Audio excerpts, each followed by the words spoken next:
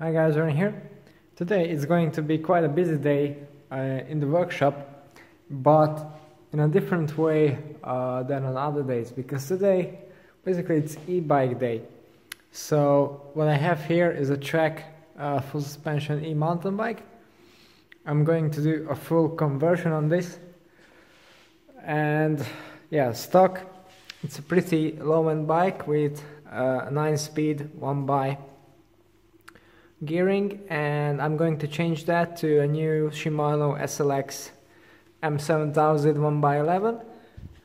So that's going to be one of the changes, and then it's also going to get some sweet Shimano XT M8020 wheels with tubeless Schwalbe tires. It already has a RockShox Reverb installed, so with these upgrades it's going to be a full on trail worthy mountain bike. And then I have 5 more bikes to do, and these are all e-mountain bikes here in these boxes, and they're all waiting to be assembled and handed over to the customers. So without further ado, let's just get into it.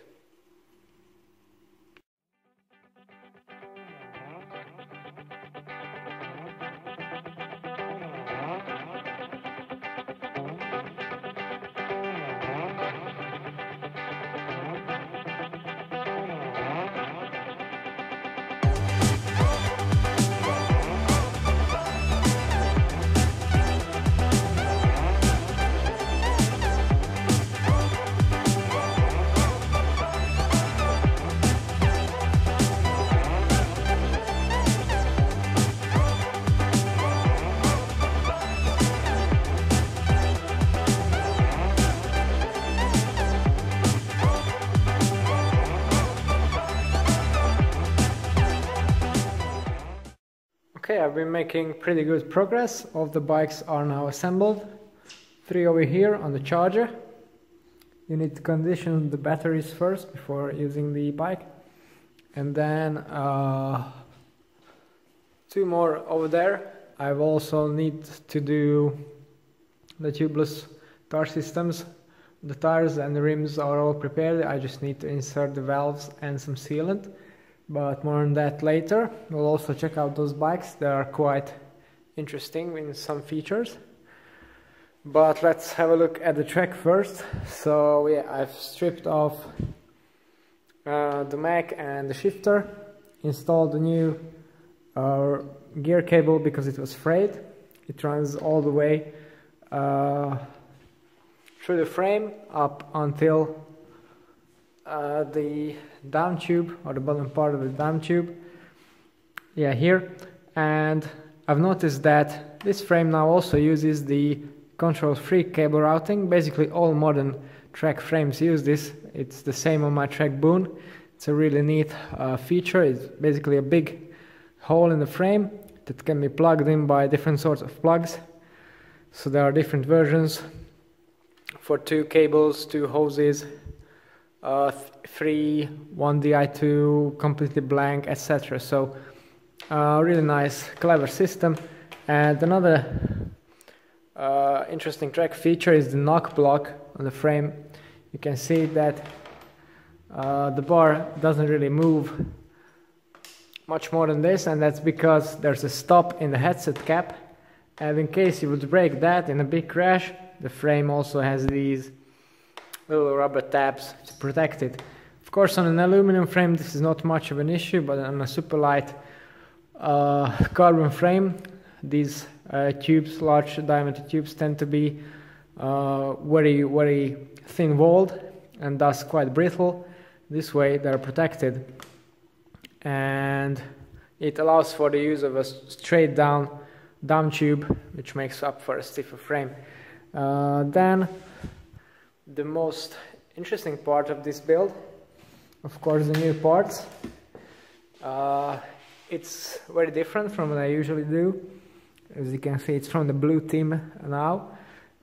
Some very nice wheels. These are the Dior XT trail wheels, so the M8020, nice and wide internally, 28mm, I think, not really sure.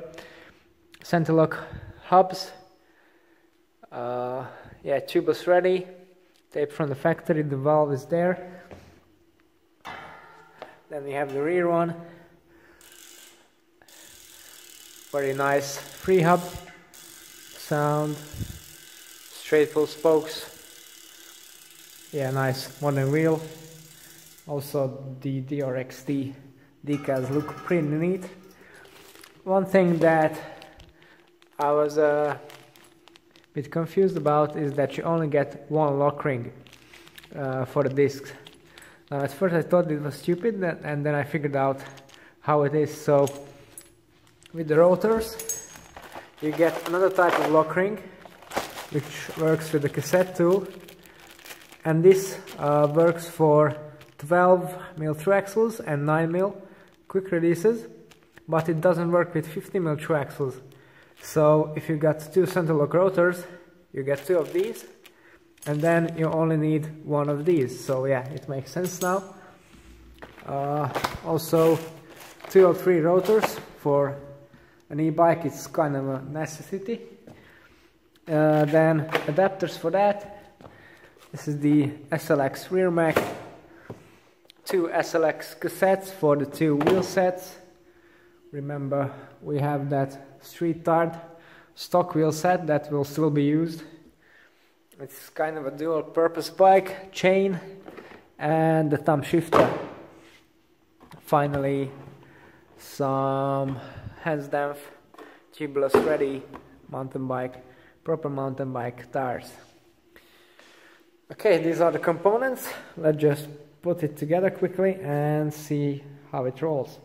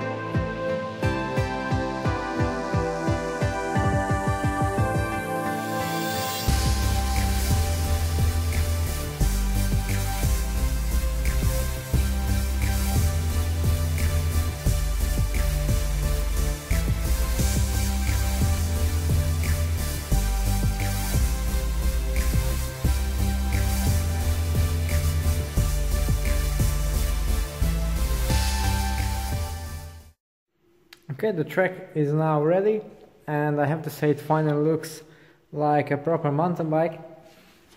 The wheels definitely helped a lot, and actually I was looking at many different wheel sets in this category, and these XTs are really good value, nicely built as well, so definitely a good match with these tires. Tubeless inflation took just a couple of minutes, it all went very smoothly.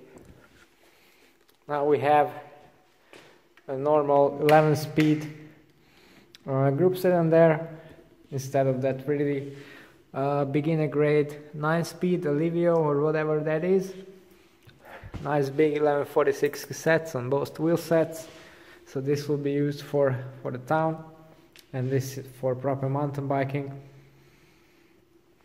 Overall it turned out to be a pretty nice bike. And I also want to show you the other ones. So these are a bit more interesting.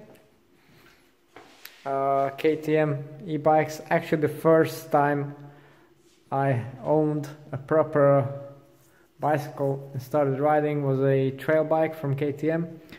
That was back in 2014.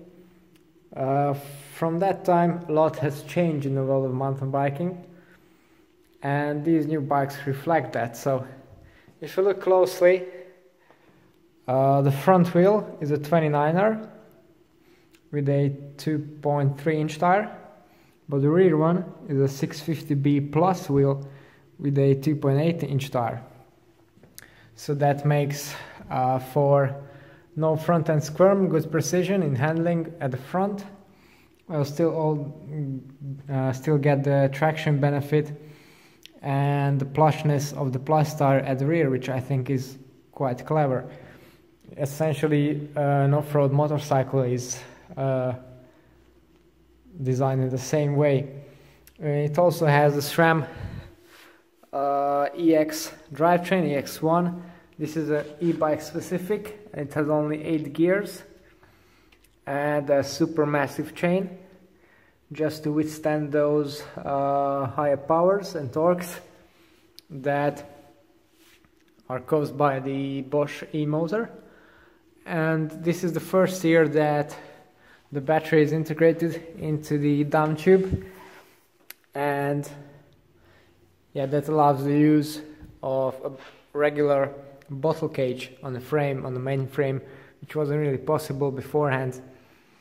And I think that's a good addition, because, well, even though you're on an e-bike, you're still gonna want to drink, so that's a nice feature.